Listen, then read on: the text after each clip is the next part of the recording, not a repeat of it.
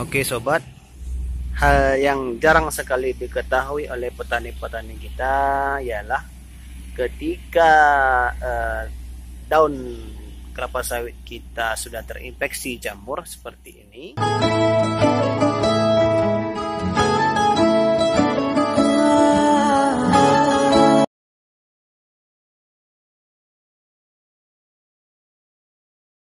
Assalamualaikum warahmatullahi wabarakatuh. Selamat sore semua sahabat-sahabat petani, terutama petani tanaman kelapa sawit. Semoga kita semua dalam selalu lindungan Allah Subhanahu wa taala dan selalu sehat dalam menjalankan aktivitas kita sehari-hari. Amin amin ya rabbal alamin. Oke, sahabat-sahabat semua, pada video kali ini kita akan membahas tentang penyakit yang ada pada bibit kelapa sawit kita. Sering sekali terjadi hal-hal yang mengganggu tanaman bibit kelapa sawit kita. Ketika kita ingin membibit dan bibit kita itu sudah tumbuh, mulai besar, mulai tingginya sekitar 30 cm, itu kerap kali terjadi serangan oleh jamur-jamur patogen. Serangan ini menyebabkan lambatnya pertumbuhan pada tanaman kelapa sawit kita. Dan ini menyebabkan tentunya kita akan menghabiskan lebih banyak waktu pada pembibitan di kelapa sawit. Oke, sobat-sobat semua, mari ikuti setiap detik, setiap menitnya penjelasan pada video kali ini agar kita semua sama-sama paham apa yang terjadi pada bibit kelapa sawit kita. Sobat-sobat semua, jangan lupa ya subscribe, tekan tanda loncengnya, like and share. Salam petani. Oke sahabat-sahabat semua, kita sekarang berada di pembibitan kelapa sawit, di mana pada pembibitan ini sudah banyak terjadi serangan jamur-jamur patogen. Terlihat dari kondisi bibit kelapa sawit ini sudah mulai kuning, bintik-bintik kuning pada daun, ujung-ujung daun, dan sudah menampakkan pada ujung-ujung daun sudah mulai mati. Bisa dilihat. Ini bisa dikategorikan sudah parah, menginfeksi bibit kelapa sawit yang disebabkan oleh jamur patogen.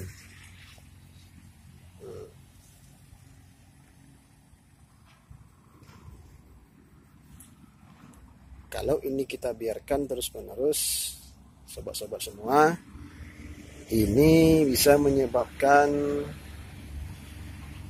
bibit kelapa sawit kita menjadi kerdil, pertumbuhannya lambat karena telah terjadi gangguan fotosintesis. Sebab daun yang tadinya hijau sudah berubah menjadi kecoklatan dan mati. Ini mengakibatkan proses fotosintesisnya menjadi terhambat. Kalau proses fotosintesis terhambat, otomatis makanan yang diserap oleh bibit kelapa sawit kita tentunya sangat sedikit. Proses fotosintesis ini adalah di mana proses tanaman kita dengan bantuan sinar matahari mengubah karbon dioksida dan air menjadi karbohidrat dan menghasilkan energi untuk pertumbuhan tanaman kita. Oke sahabat-sahabat semua, tentunya kita bertanya, kalau seandainya jamur ini menyerang bibit kelapa sawit kita, apa yang harus kita lakukan? Karena sudah parah begini. Oke sahabat-sahabat semua, satu yang perlu saya sampaikan, kalau bisa sebelum terjadinya serangan jamur patogen, kita harus mengadakan pencegahan preventif, ya, tindakan preventif dengan melakukan penyemprotan secara berkala 5 hari sekali atau 1 minggu sekali terhadap bibit kelapa sawit kita.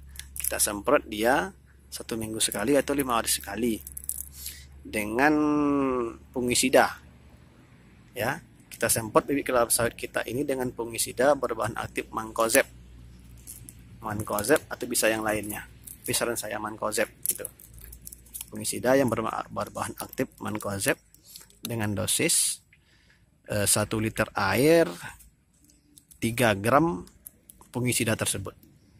Oke sahabat-sahabat semua, kita akan membuat tutorial bagaimana cara penyemprotan bibit kelapa sawit kita ini yang telah diserang oleh jamur-jamur patogen.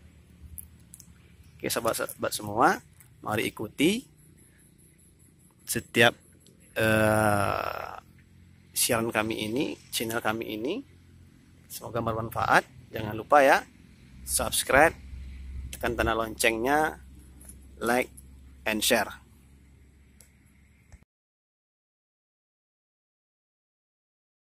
Oke sobat, hal yang jarang sekali diketahui oleh petani-petani kita ialah ketika daun kelapa sawit kita sudah terinfeksi jamur seperti ini, mereka menyangka kalau sudah disemprot dengan fungisida ini akan pulih seperti sebelum terinfeksi penyakit patogen.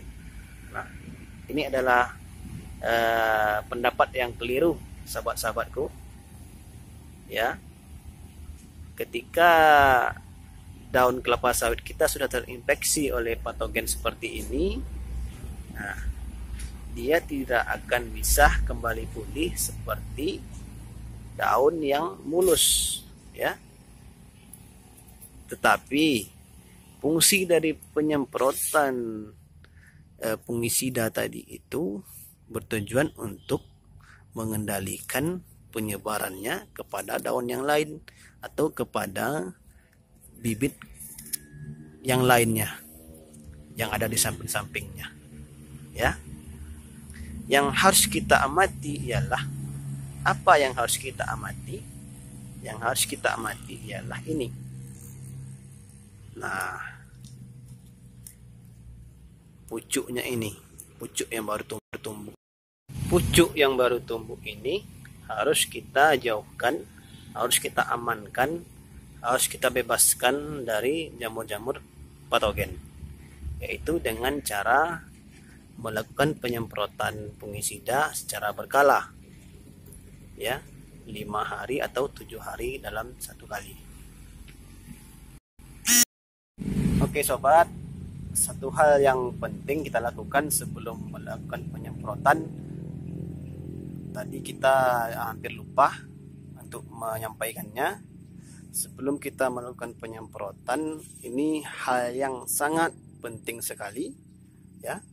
Hal yang sangat penting sekali di dalam mengendalikan jamur-jamur patogen yang menyebabkan yang menyebabkan bibit kelapa sawit kita ini menjadi bercak-bercak ungu, coklat, kuning. Nah, yang kita lakukan itu sebelum melakukan penyemprotan fungisida, yaitu kita akan memotong pelepah-pelepah yang telah terinfeksi, pelepah-pelepah yang sudah terinfeksi oleh jamur-jamur patogen, ya.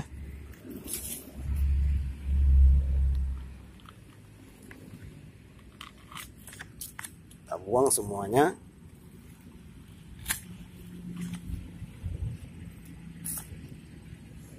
Kita membuangnya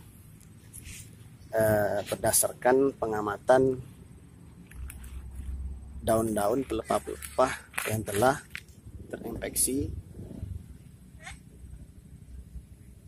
sangat parah. Kalau pelepahnya, daunnya sudah sangat parah, itu wajib sekali untuk kita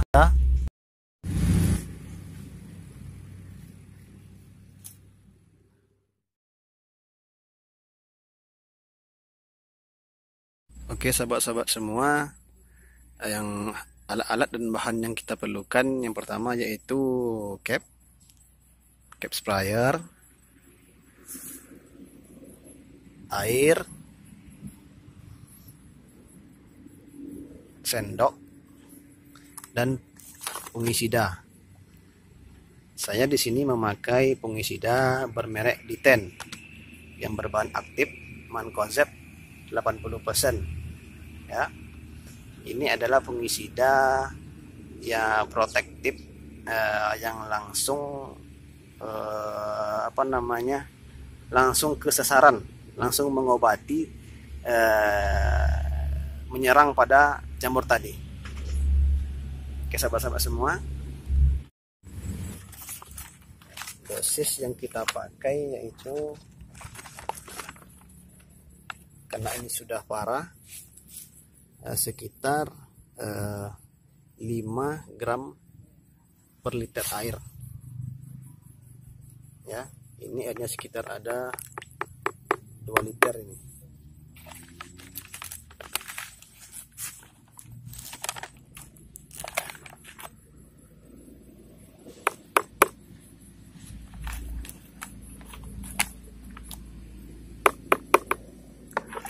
Kita aduk rata.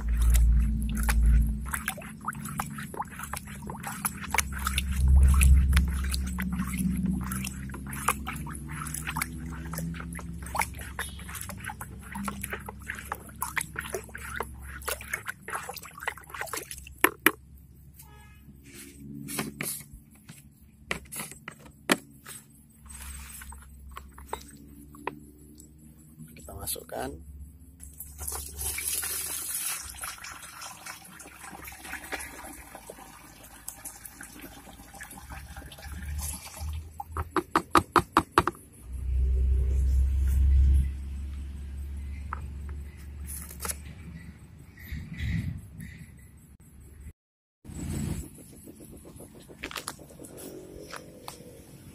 Kita lakukan penyemprotan ke seluruh bagian tanaman kita, terutama pada bagian yang telah terinfeksi penyakit.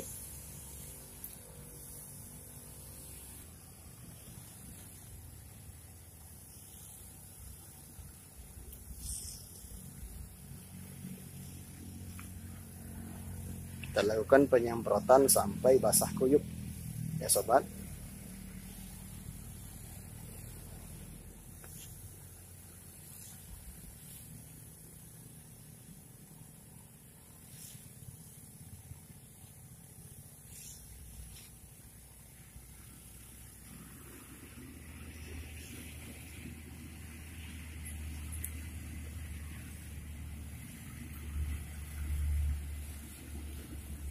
Mancozeb ini sobat sangat dapat membantu di dalam mengendalikan serangan jamur. Dari beberapa pengalaman saya, bahan aktif mancozeb ini sangat ampuh untuk membasmi jamur pada tanaman-tanaman kita.